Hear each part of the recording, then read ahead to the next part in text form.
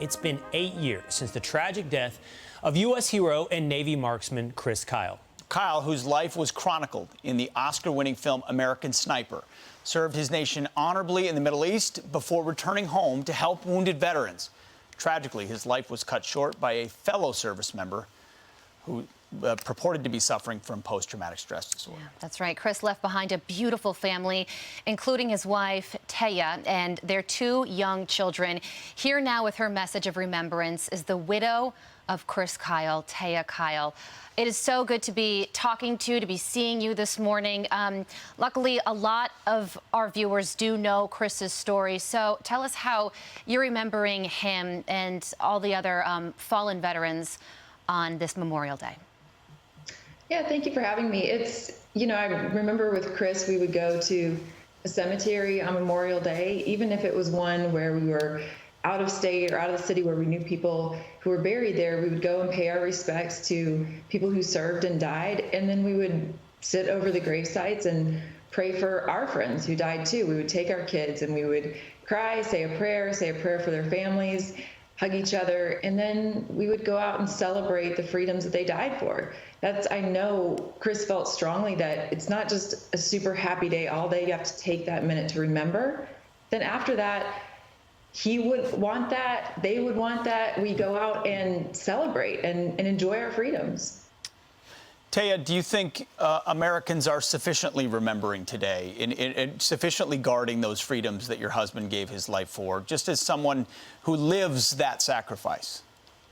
I think that there are a large number of people who are doing that. I'm a big believer in freedom of religion, not freedom from it. And I think the more people try to constrict our rights, the more there's a surge in people who are buying the Bible and who are finding God. We're one nation under God.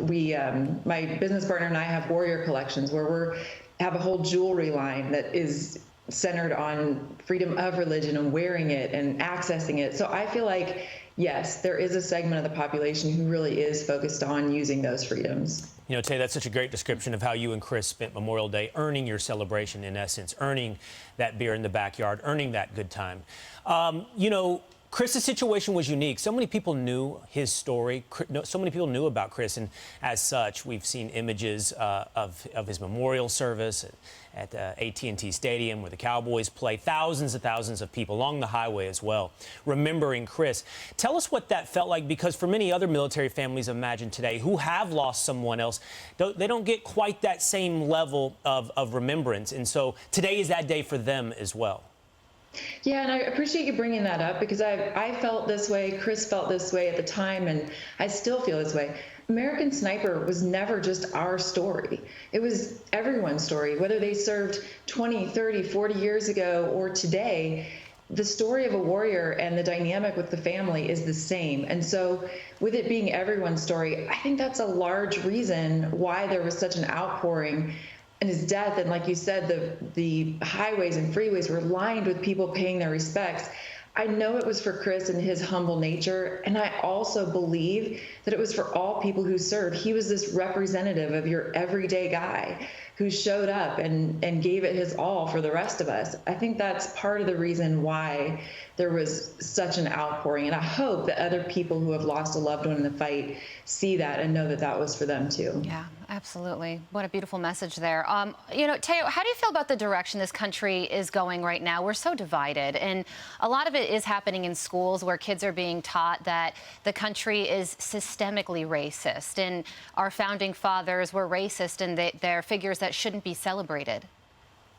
I am a big believer that education really happens at home, and school is supposed to teach the academics, but school isn't supposed to teach. The teachers are not responsible for teaching our kids our morality, our ethics, whether or not we're racist, our belief in God. That has to be at home. We cannot farm that out.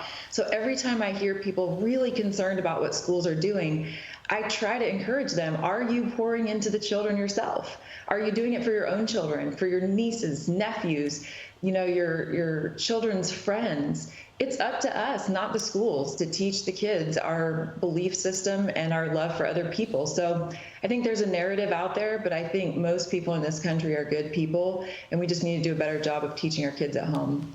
It's an important reminder before you point at somebody else, point it back at yourself. Are you doing enough to pour in? And certainly a weekend to start is Memorial Day weekend. Taya Kyle, God bless you. Thank you so much for being here. Thank you.